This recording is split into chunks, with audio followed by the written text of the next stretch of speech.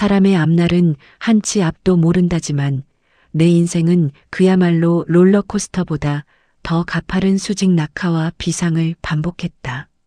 5년 전 내가 전 남편 박진우와 이혼 도장을 찍던 날을 떠올리면 지금도 목구멍 깊은 곳에서 뜨거운 것이 울컥 치밀어 오른다. 당시 그는 잘 나가던 IT 중견기업의 기획본부장이었고 나는 그저 그를 위해 커리어를 포기하고 살림에만 매진하던 평범한 전업주부였다. 하지만 그 평범함이 죄였을까? 그는 나를 집안의 가구 정도로 취급하기 시작했다. 어느 날 갑자기 집으로 배달된 이혼 서류. 사유는 성격 차이라고 적혀 있었지만 사실 그 뒤에는 새파랗게 젊은 대기업 이사의 딸 서예린이 있었다. 박진우는 내 앞에 서류를 집어 던지며 차갑게 말했다. 너랑 있으면 곰팡이 냄새가 나는 것 같아. 수준 차이 나서 더는 못 살겠으니까 몸만 나가. 위자료? 내가 집에서 놀고 먹으면서 쓴 돈이 얼마인데 염치도 없니? 그 말 한마디에 10년의 세월이 무너져 내렸다. 나는 정말로 단돈 몇백만 원만 쥔 채 쫓겨나듯 그 집을 나왔다. 이후 나의 삶은 처절했다. 갈 곳 없는 나를 받아준 건 어릴 적 돌아가신 부모님의 지인이 운영하던 작은 건설 자재 창고였다. 나는 그곳에서 격리일부터 지게차 운전, 현장 잡일까지 가리지 않고 배웠다. 얼굴에는 기름때가 가시지 않았고 손등은 거칠어지다 못해 갈라져 피가 맺히기 일쑤였다. 하지만 그 고통은 박진우가 준 수치심에 비하면 아무것도 아니었다. 그렇게 3년을 죽은 듯이 일하며 버텼을 때 내 인생에 기적 같은 인연이 찾아왔다. 국내 굴지의 건설 그룹인 성진홀딩스의 구본창 회장님. 그는 업계에서 강철의 회장이라 불리는 전설적인 인물이었지만 실상은 사별한 아내를 그리워하며 홀로 외롭게 사업을 일궈온 노신사였다. 우연한 기회에 창고 자재 납품건으로 그와 대면하게 된 나는 특유의 꼼꼼함과 강단 있는 업무 처리로 그의 눈에 들었다. 처음에는 비즈니스 파트너로, 나중에는 서로의 상처를 보듬어주는 동반자로 발전했다.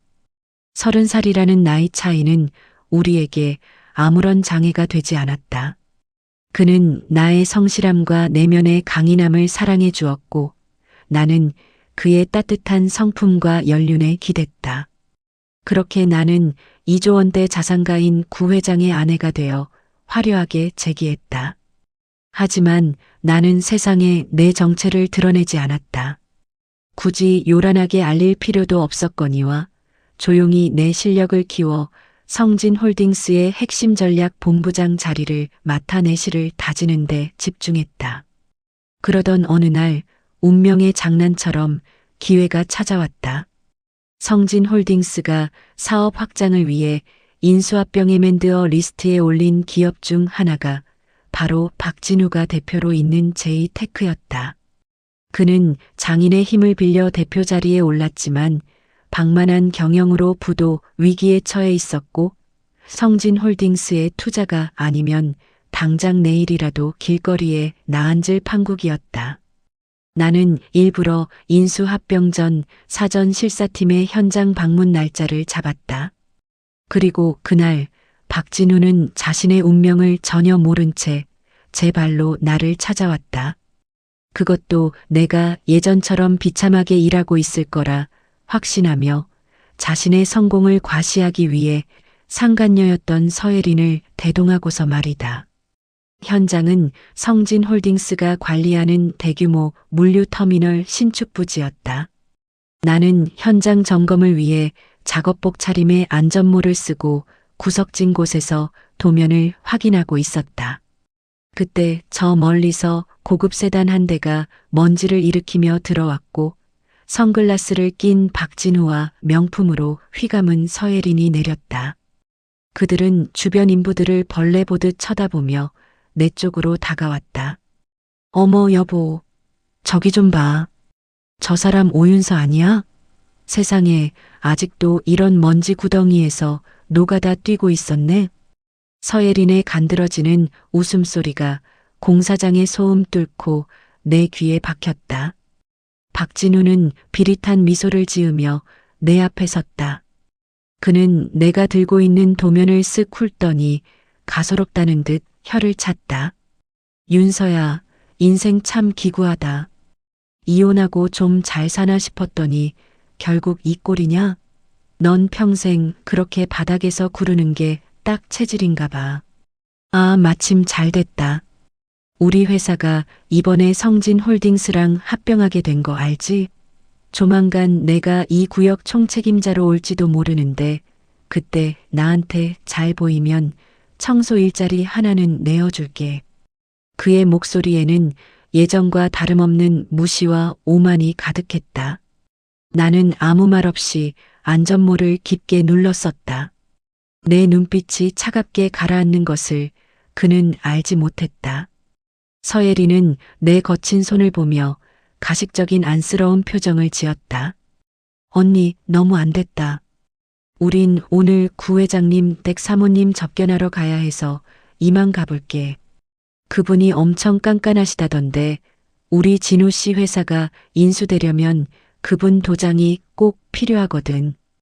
언니는 평생 구경도 못할 뿐이지. 그들은 깔깔거리며 다시 차에 올라탔다. 먼지를 뒤집어 쓴 채 서 있는 나를 향해 박진우는 창문을 내리고 소리쳤다. 오윤서, 인생 똑바로 살아라. 너랑 나랑은 이제 사는 세계가 다르니까. 그 차는 기세등등하게 사라졌지만 나는 입가에 얇은 미소를 띄었다. 그래, 박진우. 사는 세계가 다르다는 그 말, 조금 있다가 뼈저리게 느끼게 해주마. 너희가 그렇게 애타게 만나고 싶어하는 그 깐깐한 사모님이 바로 내 눈앞에 이 노가다꾼이라는 사실을 알게 될 때 내 표정이 얼마나 볼만할지 벌써부터 기대가 되는구나.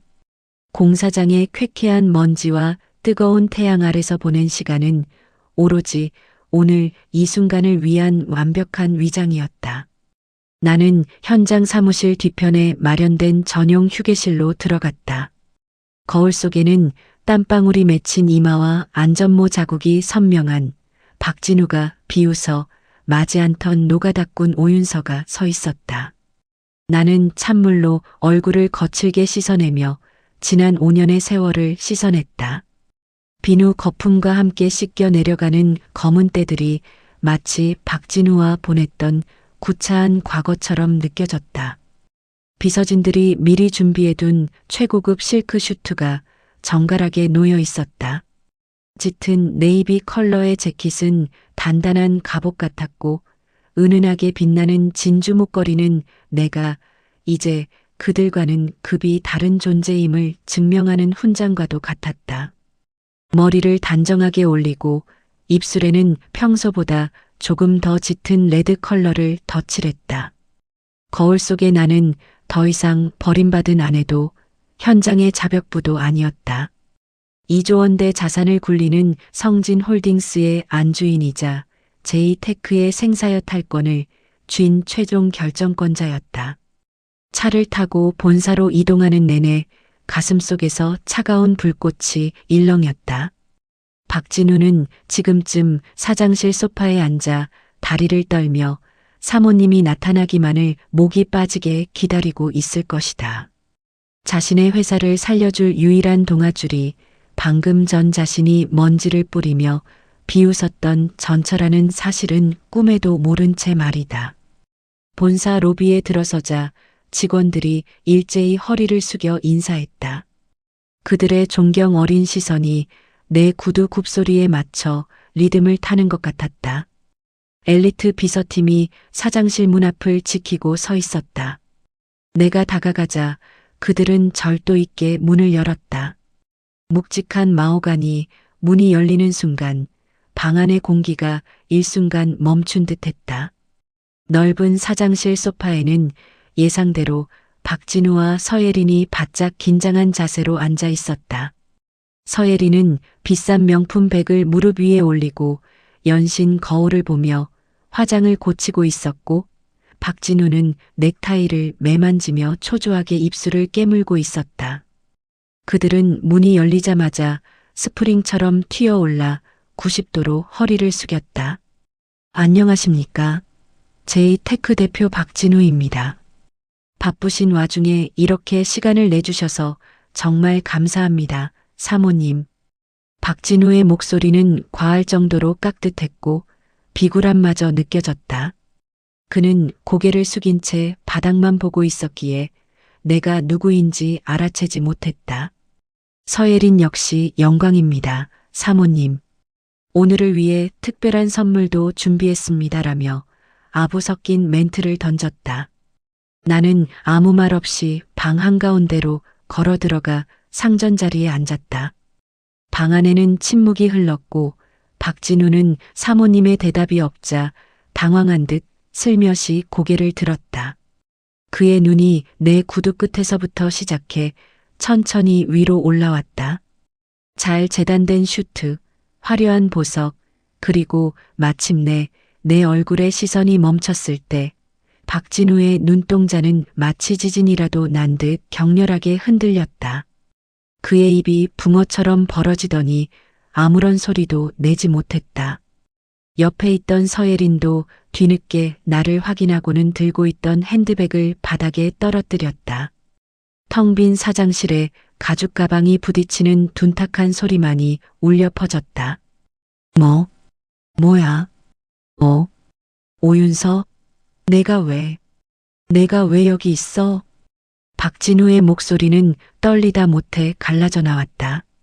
아까 공사장에서 보여줬던 그 당당하고 오만했던 기세는 온데간데 없었다. 그는 현실을 부정하려는 듯 눈을 비비고 다시 나를 쳐다봤지만 내 앞에 놓인 성진홀딩스 전략기획본부장 오윤서라는 명패가 그의 시선을 잔인하게 찔렀다. 나는 등받이에 몸을 깊숙이 기댄 채 가장 우아하고 차가운 미소를 지으며 입을 열었다. 아까 공사장에서 그랬지? 나 같은 노가다꾼은 평생 구경도 못할 분을 만나러 간다고. 그 깐깐한 사모님이 보고 싶어서 여기까지 온 거 아니었어. 박진우 대표님? 내 목소리가 떨어지자마자 박진우의 안색은 잿빛으로 변했다. 그는 마치 귀신이라도 본 사람처럼 뒷걸음질을 치다 소파에 털썩 주저앉았다.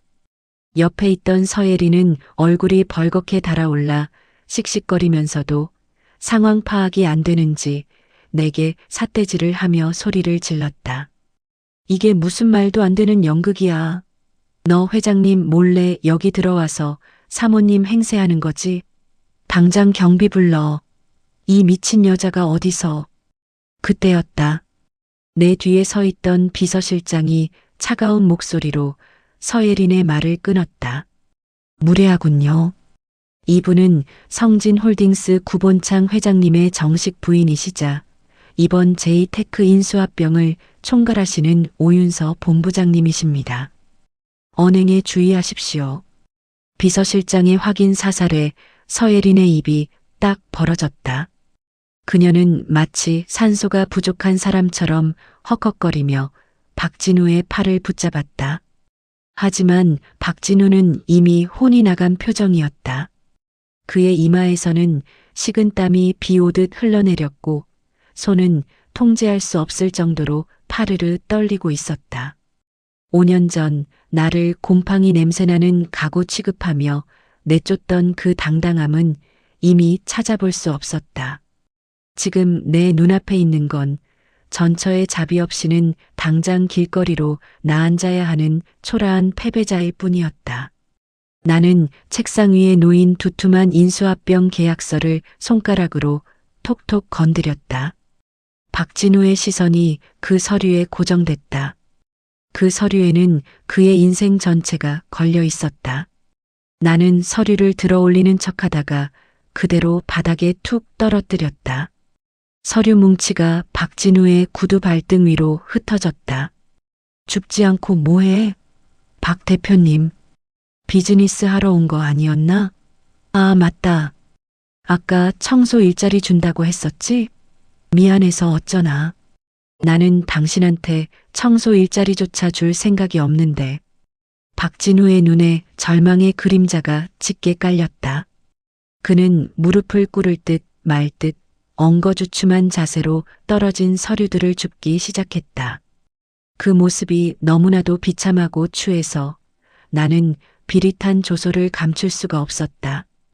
바닥에 흩어진 서류 뭉치를 줍는 박진우의 손등에는 핏대가 서 있었다.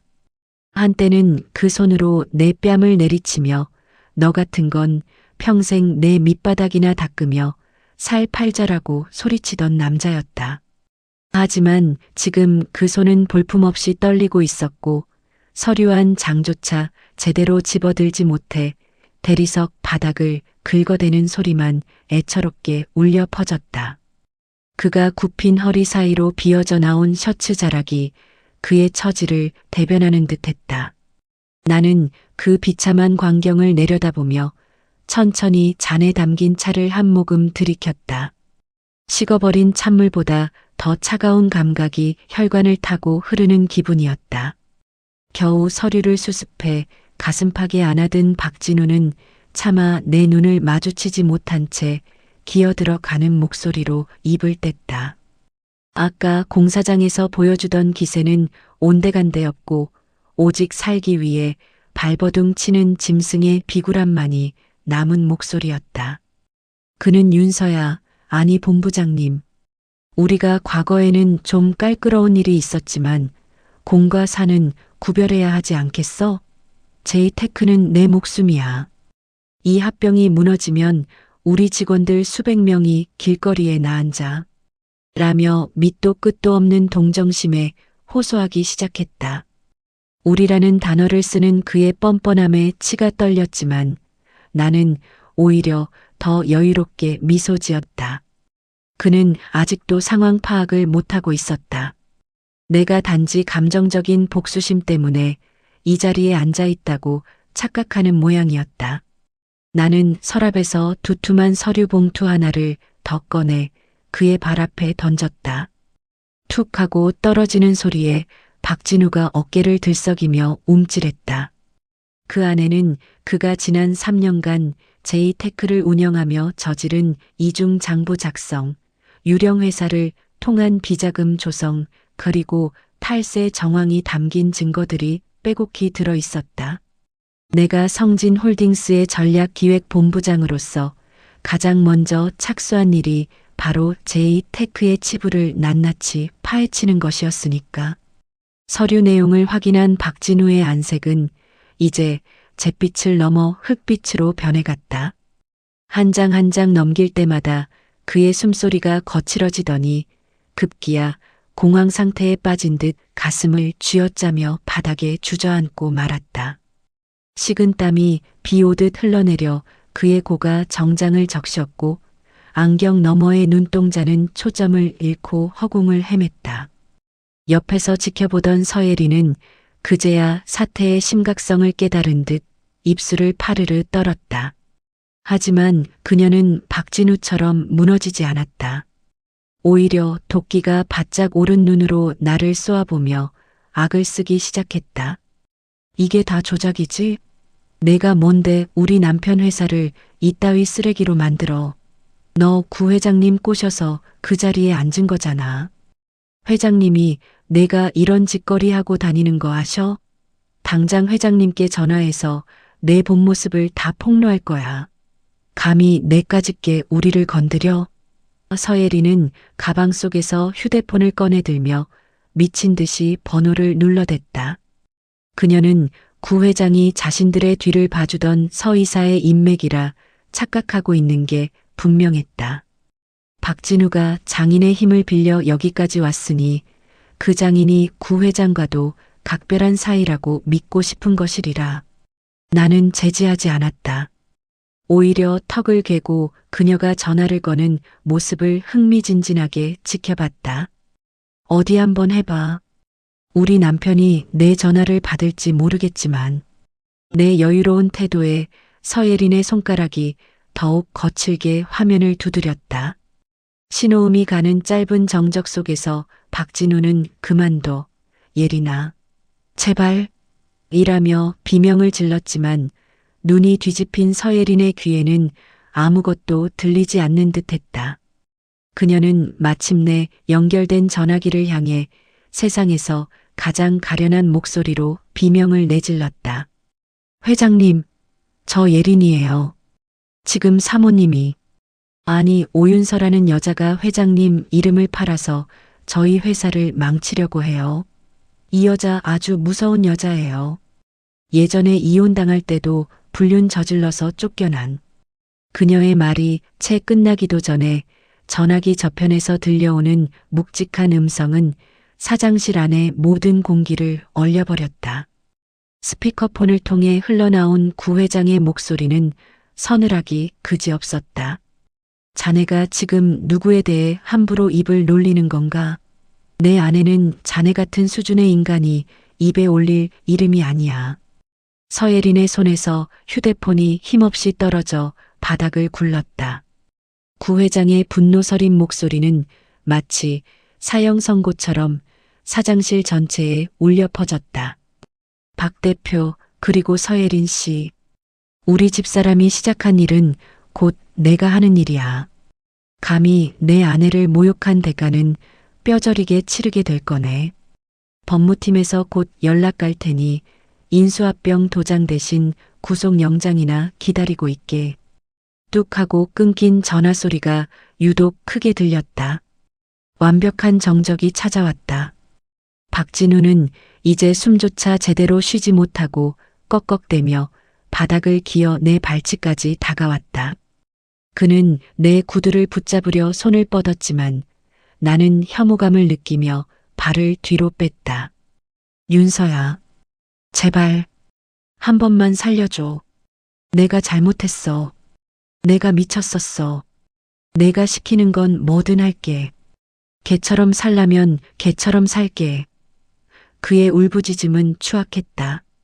서예린은 넋이 나간 채 벽에 기대어 주저앉아 침만 삼키고 있었다. 나는 차갑게 식어버린 찻잔을 내려놓으며 자리에서 일어났다. 개처럼 살겠다고? 아니, 박진우.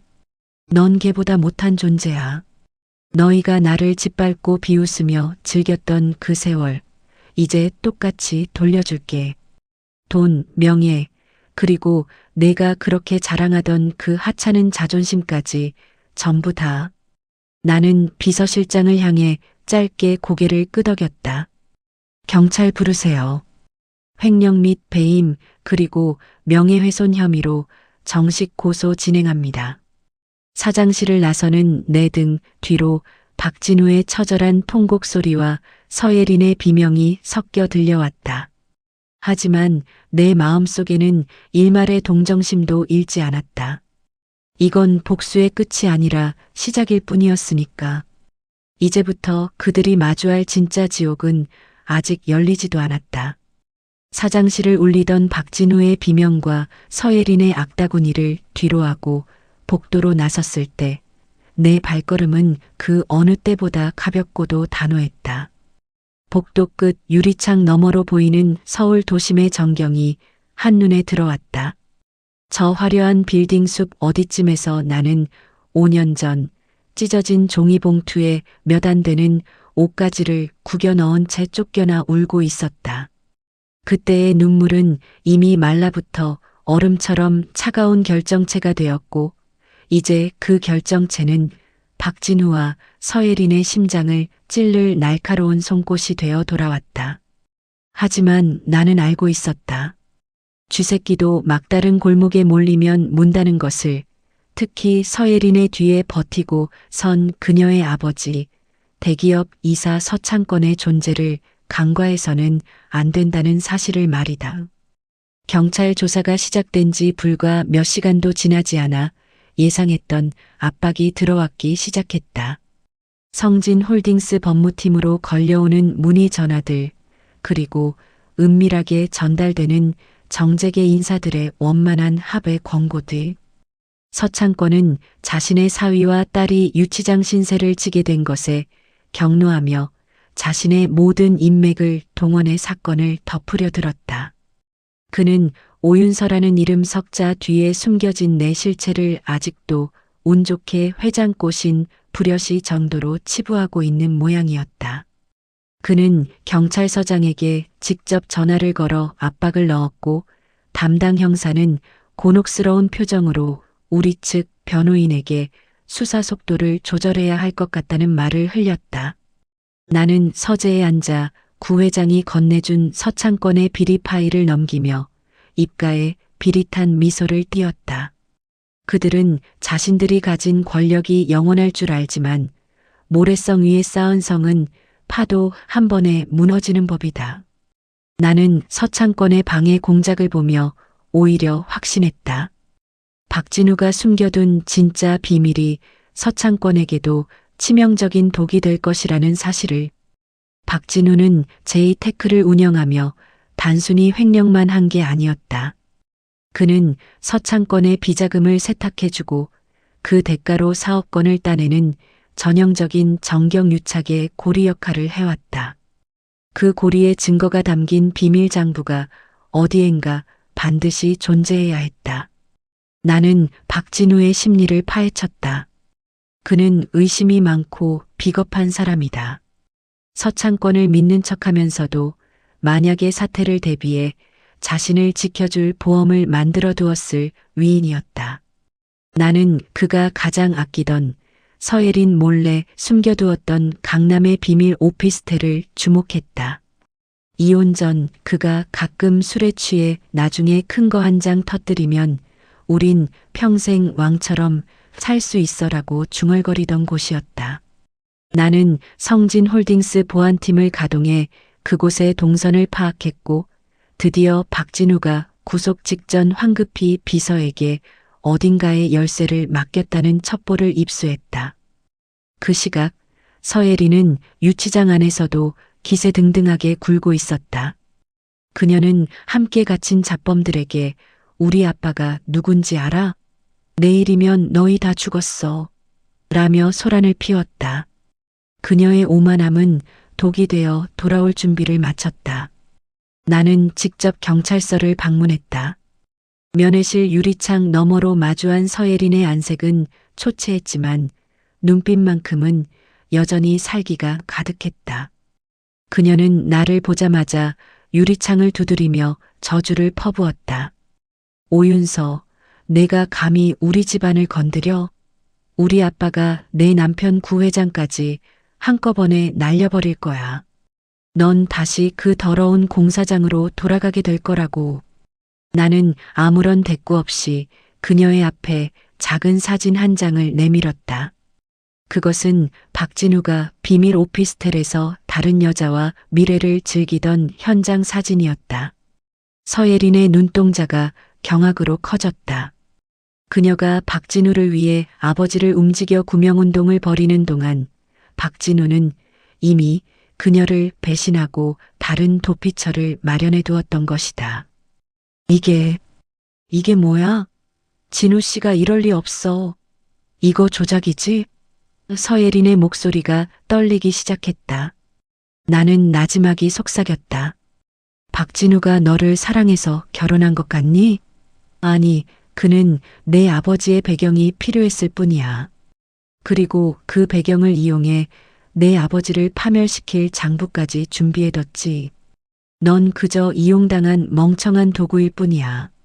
서예린의 정신이 무너져 내리는 소리가 들리는 듯했다. 그녀는 사진을 찢으려 발버둥 쳤지만 이미 그녀의 마음속에는 의심의 독초가 자라나기 시작했다. 나는 그 틈을 놓치지 않았다. 박진우가 숨겨둔 장부, 그게 어디 있는지 말해. 그럼 내 아버지는 살려줄지도 모르지. 하지만 끝까지 버티면 너희 집안은 박진우와 함께 나락으로 떨어지게 될 거야. 서예린은 혼란에 빠진 채 눈물을 쏟아냈다. 자신의 믿음이 배신당했다는 사실보다 자신이 그토록 무시하던 전처에게 구걸해야 하는 상황이 그녀를 더 괴롭히는 것 같았다.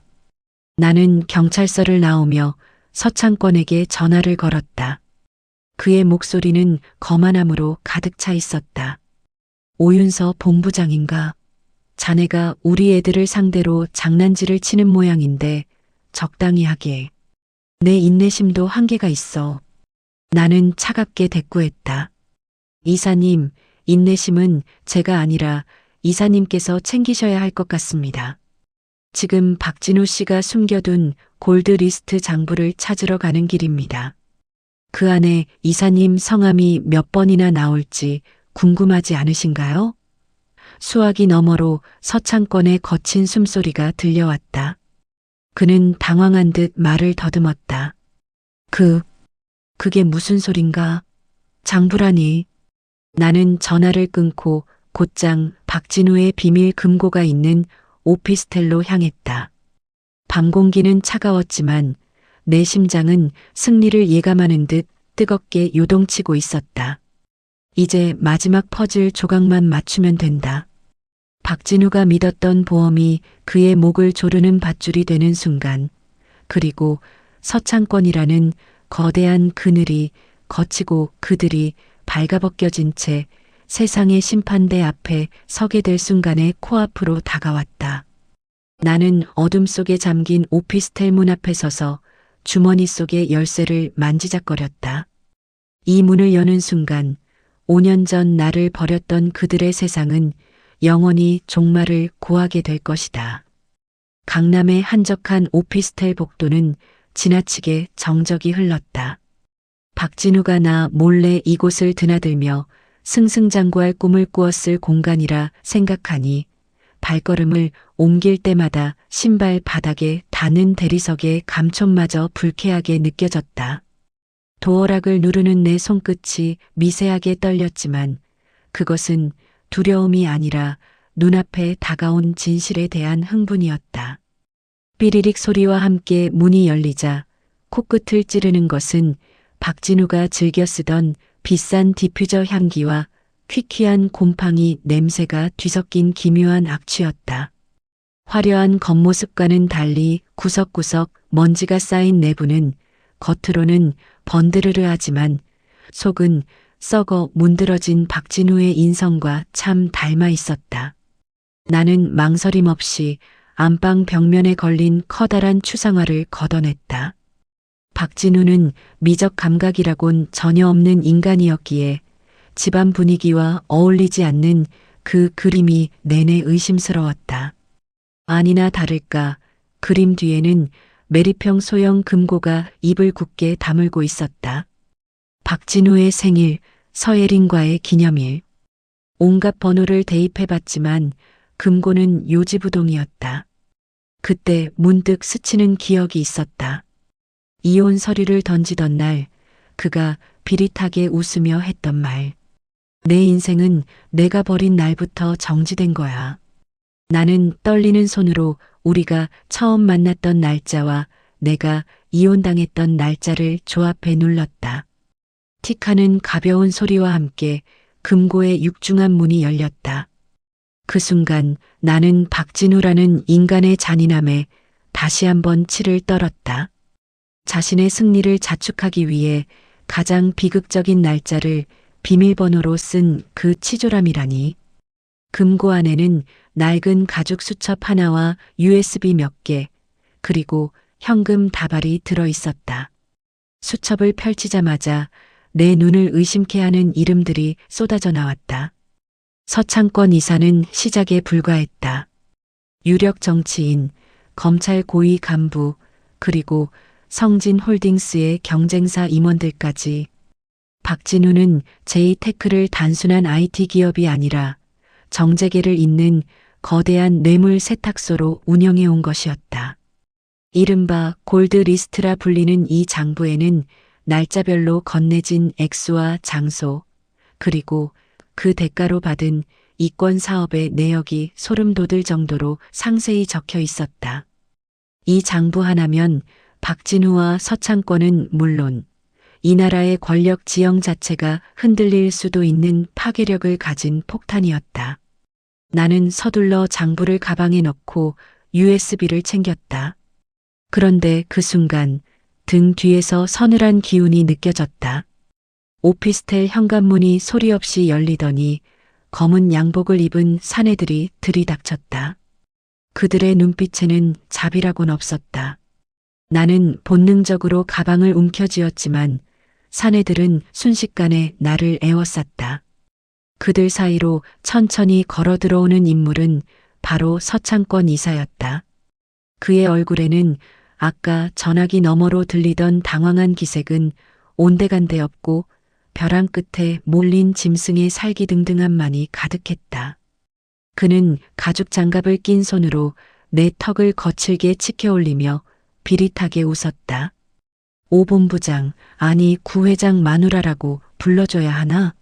자네가 너무 깊이 들어왔어. 남의 일기장 훔쳐보는 버릇은 고쳐야지.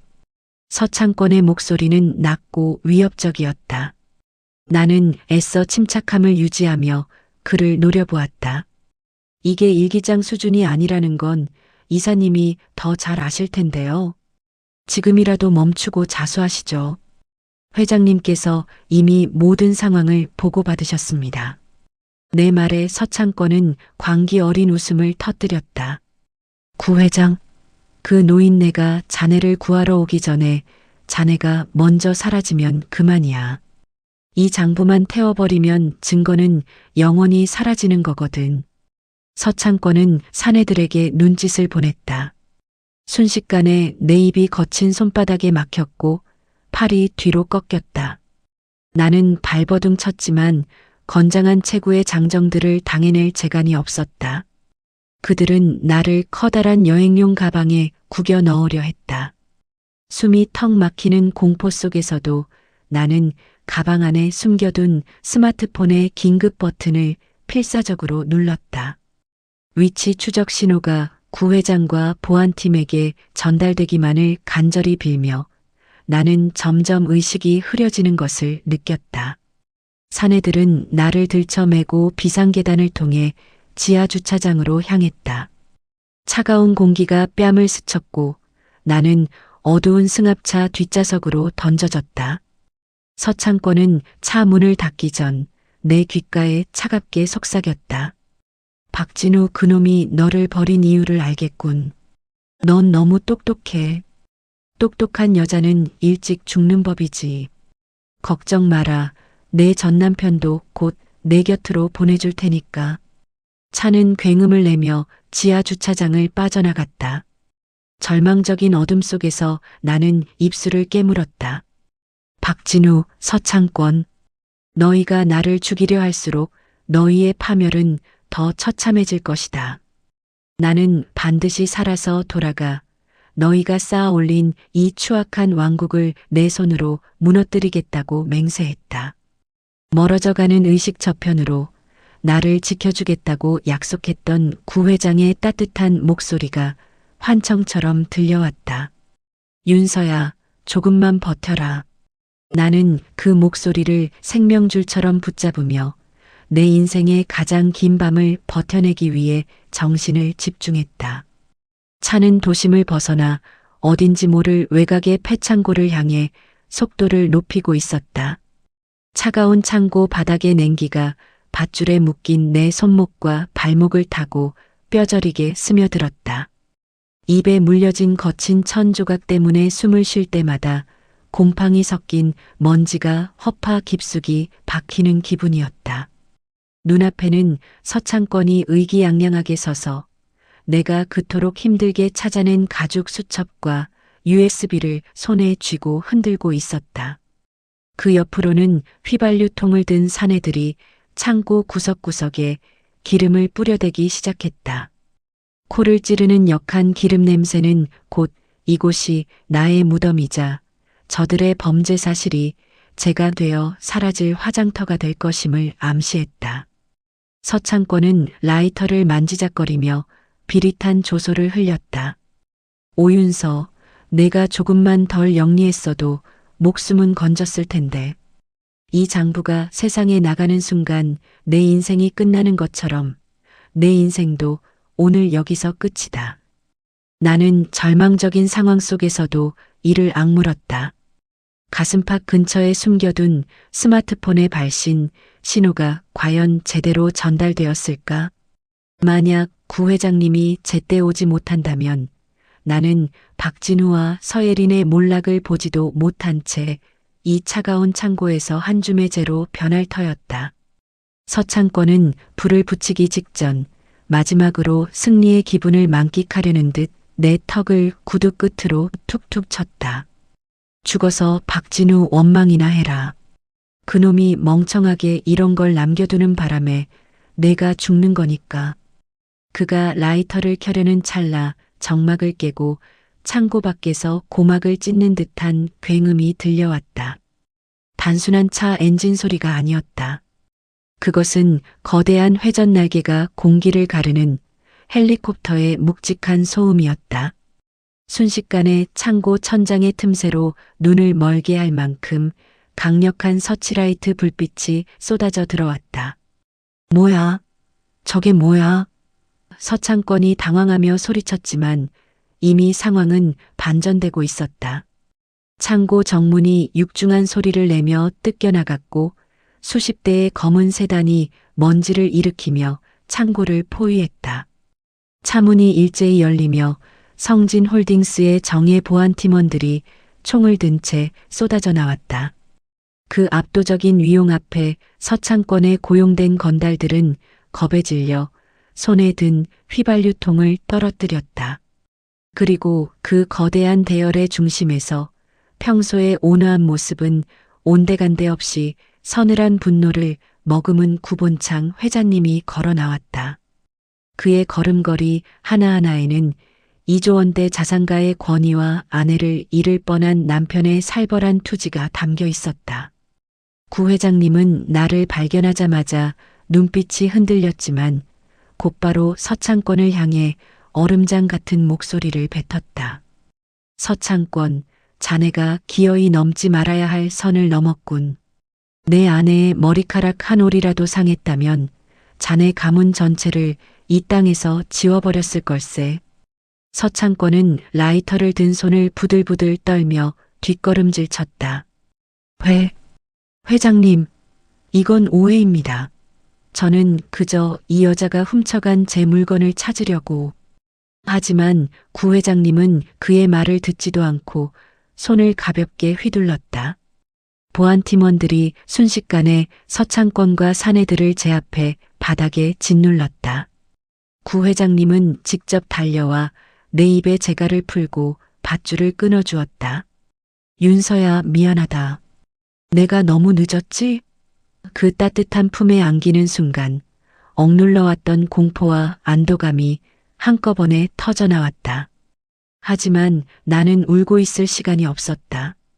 나는 서창권의 손에서 떨어진 가죽 수첩을 가리켰다.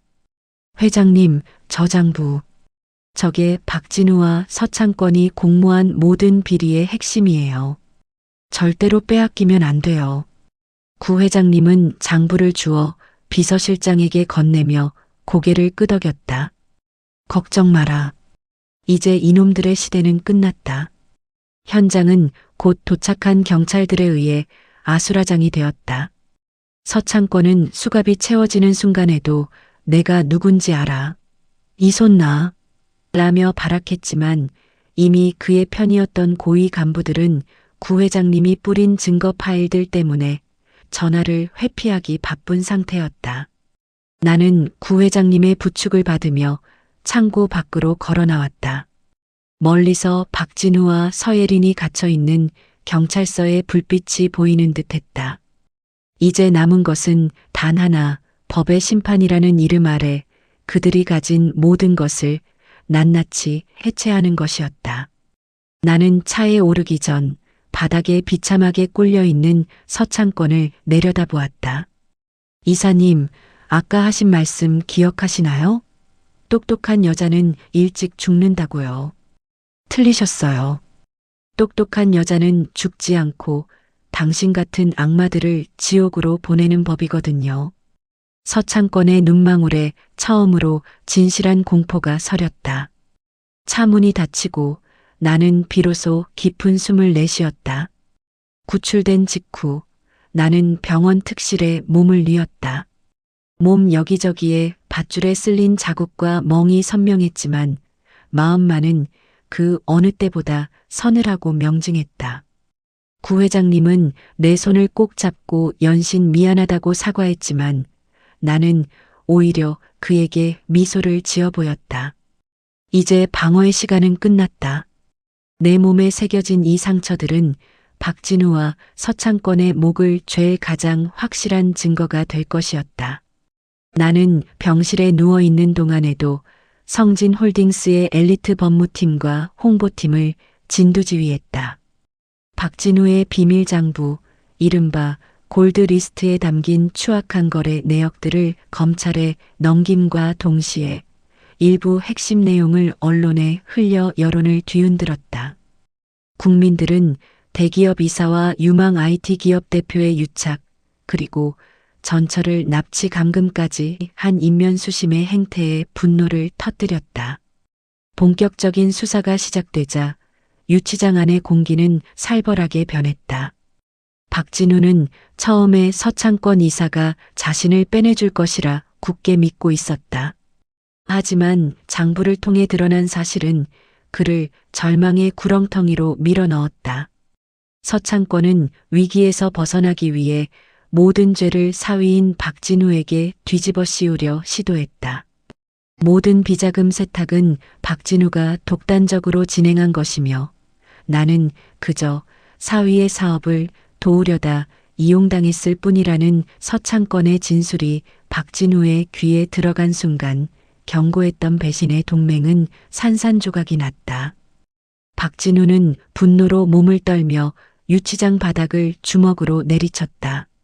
자신을 위해 아버지를 움직여달라고 울부짖던 서예린마저 정작 위기가 닥치자 아버지를 살리기 위해 박진우를 야망의 눈먼 사기꾼으로 몰아세우기 시작했다는 사실이 그를 완전히 미치게 했다. 검찰 대질 심사가 열리던 날 나는 구 회장님의 부축을 받으며 참고인 신분으로 검찰청에 나타났다. 화려한 카메라 플래시 세례를 받으며 당당하게 걷는 나와 수갑을 찬 채 초라한 죄수복 차림으로 끌려오는 박진우와 서창권의 모습은 극명한 대비를 이루었다. 조사실 안에서 마주한 그들의 모습은 가관이었다. 서로의 눈을 피하던 두 사람은 조사가 시작되자마자 짐승처럼 으르렁대며 서로의 치부를 폭로하기 시작했다. 이 모든 건 장인어른이 시킨 일입니다. 저는 그저 심부름꾼이었을 뿐이라고요. 박진우가 비명을 지르자 서창권은 이 비천한 놈이 어디서 감히 거짓말을 해? 내가 내 딸을 꼬드겨서 우리 집안을 망친 거야. 라며 삿대질을 해댔다. 그들의 고함과 욕설이 좁은 조사실을 가득 채웠다. 한때는 돈과 권력을 매개로 세상 부러울 것 없는 장인과 사위 사이였던 그들이 이제는 살기 위해 서로의 목줄을 물어뜯는 들개로 변해 있었다. 나는 무표정한 얼굴로 그 광경을 지켜보았다. 서예린 역시 조사실 밖에서 정신 나간 사람처럼 머리를 쥐어뜯으며 통곡하고 있었다. 그녀가 그렇게 자랑하던 명품 가방과 보석들은 이미 압류 딱지가 붙었거나 변호사 비용을 대기 위해 헐값에 팔려나간 상태였다. 그녀는 나를 발견하자마자 달려들어 내 바짓가랑이를 붙잡으려 했지만 보안 요원들에 의해 차갑게 제지당했다. 언니 제발 우리 아빠랑 진우 씨 좀 살려줘. 내가 잘못했어. 응? 제발 한 번만 자비를 베풀어줘. 그녀의 애원은 비참했지만 나는 그 손길을 무심히 털어냈다. 나는 조사실 탁자에 놓인 서류 더미를 가리키며 입을 열었다. 박진우, 서창권 이사님. 두 분이 아무리 서로에게 죄를 밀어봤자 소용없습니다. 이 장부에는 두 분이 함께 서명한 이면 계약서부터 현금을 주고받은 녹취록까지 전부 들어있거든요. 내 말에 두 사람의 입이 동시에 닫혔다. 그들의 눈동자에는 이제 분노가 아닌 돌이킬 수 없는 파멸에 대한 근원적인 공포가 서렸다. 나는 그들을 향해 나지막이 속삭였다. 당신들이 나를 버리고 짓밟으며 즐거워했던 그 시간들이 이제 당신들의 여생을 올가멜 감옥의 창살이 될 겁니다. 기대하세요. 재판이 끝날 때쯤이면 당신들은 이름 석자 빼고는 아무것도 남지 않은 알거지가 되어 있을 테니까요. 조사실을 나오는 내 등 뒤로 다시 한번 거친 싸움이 시작되는 소리가 들려왔다. 박진우의 비굴한 변명과 서창권의 발악적인 고함이 섞여 기괴한 불협화음을 만들어냈다. 나는 검찰청 현관 앞에 멈춰서서 깊은 숨을 들이마셨다. 5년 전 눈물로 젖어있던 이곳의 공기가 이제는 씻은 듯이 시원하게 느껴졌다. 하지만 아직 끝이 아니었다. 그들이 법적으로 처벌받는 것만으로는 부족했다. 그들이 쌓아 올린 모든 사회적 지위와 명예, 그리고 재산이 하나도 남김없이 분해되어 사라지는 과정을 지켜보는 것. 그것이 내가 계획한 진정한 참교육의 완성전 단계였다. 성진홀딩스는 이미 제이테크의 알짜 기술력만을 흡수하고 나머지 부채 덩어리들을 공중분해시키는 작업에 착수했다. 박진우는 감옥 안에서 자신의 회사가 종이 조각이 되어 사라지는 것을 실시간으로 보게 될 것이다. 서예린 또한 자신이 무시했던 노가다꾼 전처의 자비 없이는 단 하루도 품위 있게 살 수 없는 밑바닥 인생으로 추락할 것이다. 법정의 공기는 무겁고 날카로웠다. 연일 보도되는 제이테크 비리 사건과 성진홀딩스 사모님 납치 사건은 전국을 들끓게 했다. 박진우와 서창권은 서로를 핥히며 진흙탕 싸움을 이어갔지만 그들의 몰락은 이미 기정사실이었다. 하지만 궁지에 몰린 쥐는 생각보다 더 비열한 법이었다. 유치장에서 풀려나 불구속 상태로 재판을 받던 서예리는 자신이 가진 마지막 패를 꺼내 들었다. 그것은 바로 나의 명예를 실추시켜 이번 사건의 본질을 치정에 얽힌 복수국으로 희석하려는 더러운 언론 플레이였다. 그녀는 내가 이혼 전부터 다른 남자와 부적절한 관계였으며 구 회장님과의 만남도 계획적인 접근이었다는 가짜 뉴스를 퍼뜨리기 시작했다. 서예리는 한 인터넷 황색 언론사와 손을 잡았다. 그녀는 교묘하게 조작된 사진 몇 장과 익명의 제보자들을 내세워 내가 과거 공사장에서 일할 때 여러 남자와 복잡한 관계였다는 허무맹랑한 소설을 배포했다. 재벌가 사모님의 충격적인 과거, 현모양처의 가면을 쓴 꽃뱀 같은 자극적인 헤드라인이 포털 사이트를 도배하기 시작했다. 사람들은 진실보다는 자극적인 가십에 먼저 반응했다. 성진홀딩스의 주가가 휘청거렸고 구 회장님을 향한 조롱 섞인 시선들이 쏟아졌다. 서예리는 SNS를 통해 나는 피해자다. 전처의 집착 때문에 우리 가정이 파괴되었다며 눈물의 라이브 방송까지 감행했다. 하지만 그녀는 한 가지 결정적인 사실을 간과하고 있었다. 내가 그동안 그녀의 일거수일투족을 감시하고 있었다는 점이다. 나는 서예린이 그 황색 언론사 기자와 은밀하게 접촉하는 장면, 그리고 조작된 사진을 만들기 위해 대형 모델을 고용해 연출샷을 찍는 현장 체증 자료를 이미 확보하고 있었다. 심지어 그녀가 제보자들에게 뒷돈을 건네며 거짓 진술을 사주하는 녹취록까지 내 손안에 있었다. 나는 그녀가 스스로 판 무덤에 완전히 들어갈 때까지 기다렸다. 적당한 때에 반격하는 것보다 적이 승리를 확신하며 샴페인을 터뜨리는 그 절정의 순간에 모든 것을 무너뜨리는 것이 가장 처절한 복수가 되기 때문이다.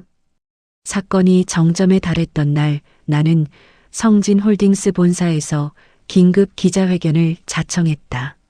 수많은 기자가 구름처럼 몰려들었고 서예리는 집에서 TV를 보며 회심의 미소를 짓고 있었을 것이다.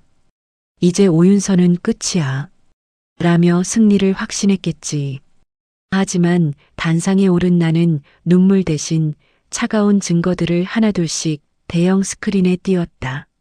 서예린이 가짜 뉴스를 기획하고 조작하는 과정이 담긴 영상, 입금 내역, 그리고 그녀가 고용한 대형 모델의 양심 고백 인터뷰가 차례로 공개됐다. 장내에선 경악 섞인 탄성이 터져나왔고 생중계를 지켜보던 여론은 순식간에 반전됐다. 가장 앞건은 서예린이 기자에게 보낸 메시지 내용이었다. 회장 노인네 치매에 기운 있다고 소문 좀 퍼뜨려줘요. 그래야 오윤서가 재산 가로채려고 결혼했다고 믿을 테니까. 이 메시지가 공개되는 순간 서예린은 단순한 사기꾼을 넘어 한 가정을 파괴하고 노인을 모욕한 사회적 매장 대상으로 전락했다.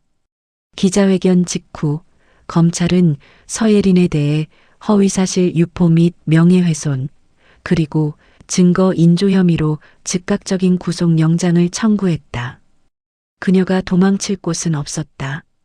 집으로 들이닥친 수사관들을 피해 욕실에 숨어 벌벌 떨던 서예린은 결국 헝클어진 머리와 초라한 잠옷 차림으로 수갑이 채워진 채 끌려 나왔다. 그녀를 기다리고 있던 건 격려의 댓글이 아니라 그녀의 집 앞에 모여든 분노한 시민들의 야유와 날개란 세례였다. 카메라 플래시 속에서 서예린은 비명을 지르며 얼굴을 가렸지만 그 비참한 모습은 이미 전 국민의 안방으로 생중계되고 있었다.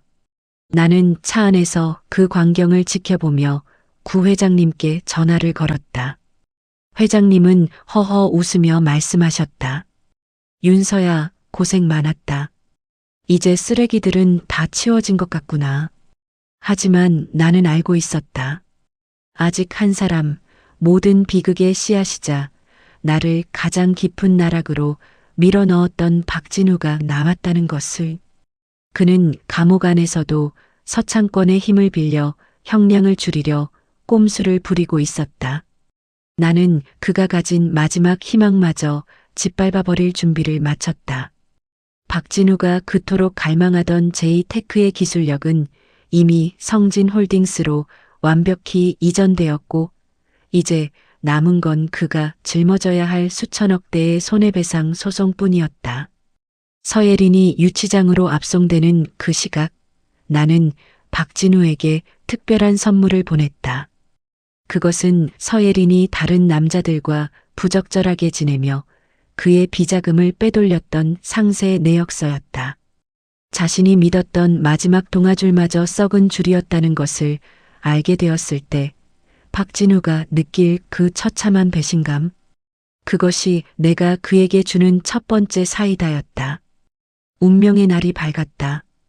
법원 청사 앞은 이른 아침부터 취재진과 구경꾼들로 인산인해를 이루었다. 나는 구 회장님의 배려로 특수 제작된 방탄세단을 타고 법원에 도착했다. 차 문이 열리고 내가 내리는 순간 쏟아지는 플래시 세례는 5년 전 내가 이혼 서류를 들고 홀로 빗속을 걸어 나오던 그날의 비참함을 씻어내주는 승전고처럼 울려 퍼졌다. 나는 가장 당당한 걸음걸이로 법정에 들어섰다. 내 등 뒤에는 성진홀딩스의 최정예 변호인단이 든든한 방패처럼 서 있었다. 법정 안의 공기는 차갑게 식어 있었다. 피고인석에는 수의를 입은 박진우와 서창권, 그리고 서예린이 나란히 앉아 있었다. 불과 몇 달 전만 해도 세상을 발밑에 둔 것처럼 오만방자했던 그들이었지만 지금 그들의 몰락은 처참했다. 박진우는 며칠 사이에 10년은 늙어버린 듯 머리카락이 희끗해졌고 눈동자는 초점을 잃은 채 바닥만 훑고 있었다. 서창권은 여전히 자신의 권력이 통할 거라 믿는지 연신 억울한 표정을 지어 보였지만 수갑에 묶인 그의 손은 통제할 수 없을 정도로 파르르 떨리고 있었다. 구속 상태로 재판을 받아온 서예리는 그 화려하던 미모는 온데간데 없고 푸석푸석한 얼굴로 쉴 새 없이 입술을 깨물며 불안 증세를 보였다. 이윽고 판사가 법정에 들어섰고 무거운 침묵 속에 판결문 낭독이 시작되었다. 판사의 입에서 박진우가 저지른 죄목들이 하나둘씩 열거될 때마다 법정 안은 경악의 탄식으로 가득 찼다. 수천억 원대의 횡령과 배임, 정관계 인사들을 향한 조직적인 로비, 그리고 전처인 나를 향한 살인 미수국, 납치 감금 교사까지. 판사의 목소리는 엄중했고 단호했다. 피고인 박진우는 자신의 야욕을 위해 법과 도덕을 유린했을 뿐만 아니라 과거의 배우자에게 씻을 수 없는 상처를 입히고 목숨까지 위협하는 등 그 죄질이 극히 불량하다. 판결이 이어질수록 박진우의 호흡은 점점 가빠지기 시작했다. 마침내 선고가 내려졌다. 피고인 박진우를 징역 20년에 처한다. 아울러 범죄 수익으로 취득한 전 재산을 몰수하며 500억 원의 추징금을 명한다. 징역 20년. 그리고 전 재산 몰수. 그것은 박진우에게 내려진 사형 선고나 다름없었다. 이어 서창권에게는 징역 15년이, 서예린에게는 명예훼손 및 증거 조작 혐의로 징역 7년이 선고되었다. 선고가 끝나자마자 법정은 아수라장이 되었다. 서예린은 말도 안 돼. 내가 왜 감옥에 가야 해? 라며 비명을 지르다 실신에 쓰러졌고 서창권은 판사를 향해 삿대질을 하며 끝까지 발악했다. 하지만 가장 앞거는 박진우였다. 그는 징역 20년이라는 소리를 듣는 순간 가슴을 쥐어짜며 바닥으로 고꾸라졌다. 그는 마치 산소가 부족한 물고기처럼 입을 뻐금거리며 거친 숨을 몰아쉬었다. 극도의 공포와 스트레스가 불러온 공황 발작이었다. 그는 바닥을 기어 내 발치까지 다가오려 애썼다. 윤서야, 살려줘. 내가 잘못했어. 제발 한 번만. 나 감옥에서 죽기 싫어. 그의 목소리는 짐승의 울음소리보다 더 처량하고 비굴했다. 나를 곰팡이 냄새나는 가구라며 비웃던 그 당당함은 이미 흔적도 없이 사라진 지 오래였다. 나는 바닥에 엎드려 오열하는 그를 차가운 눈빛으로 내려다보았다. 경비원들이 그를 끌어내려 하자 그는 내 구두 끝을 붙잡으며 놓아주지 않았다. 나는 천천히 몸을 숙여 그의 귓가에 오직 그만이 들을 수 있는 낮은 목소리로 속삭였다. 박진우, 기억나니? 내가 나를 쫓겨나게 했던 그날, 내가 그랬지. 내 인생은 내가 버린 날부터 정지된 거라고. 아니, 틀렸어. 내 인생은 내가 나를 버린 덕분에 비로소 시작됐고, 내 인생은 오늘 여기서 영원히 정지된 거야. 내 말이 끝나자 박진우의 눈동자가 경악으로 커지더니 이내 초점을 잃고 허공을 향했다. 그는 끌려나가는 순간까지도 짐승 같은 비명을 질러댔다. 법정 밖으로 끌려나가는 그의 뒷모습을 보며 나는 비로소 가슴속을 짓누르던 커다란 바위 덩어리가 내려가는 기분을 느꼈다. 5년이라는 세월 동안 나를 괴롭혔던 악몽들이 저 추악한 남자의 뒷모습과 함께 사라지고 있었다. 서예리는 들것에 실려나갔고 서창권은 끝까지 욕설을 퍼붓다 구치소 차량으로 향했다. 그들이 쌓아 올린 탐욕의 성은 그렇게 단 하루 만에 가루가 되어 흩어졌다. 법원 로비를 빠져나오는 내 앞에는 다시 한번 수많은 카메라와 마이크가 기다리고 있었다. 사람들은 승리한 여신을 보듯 열광했지만 나는 그저 담담했다. 차 문이 닫히고 나는 비서실장에게 나지막이 지시했다. 제2테크 부지 정리하고 그 자리에 사회공헌 재단 설립 준비하세요. 소외된 이웃들이 다시 시작할 수 있는 희망의 터전을 만들 겁니다. 박진우가 더럽힌 땅 위에 나는 새로운 희망을 심기로 했다. 그것이야말로 그에게 보여줄 수 있는 가장 완벽하고 위대한 복수의 마침표였으니까. 재판이 끝나고 1년이라는 시간이 흘렀다. 계절은 다시 돌아와 화사한 봄꽃이 성진홀딩스 본사 정원을 가득 메웠지만 나의 내면에는 그보다 더 뜨겁고 강인한 생명력이 요동치고 있었다. 더 이상 나는 누군가의 아내나 과거에 매몰된 피해자로 불리지 않는다.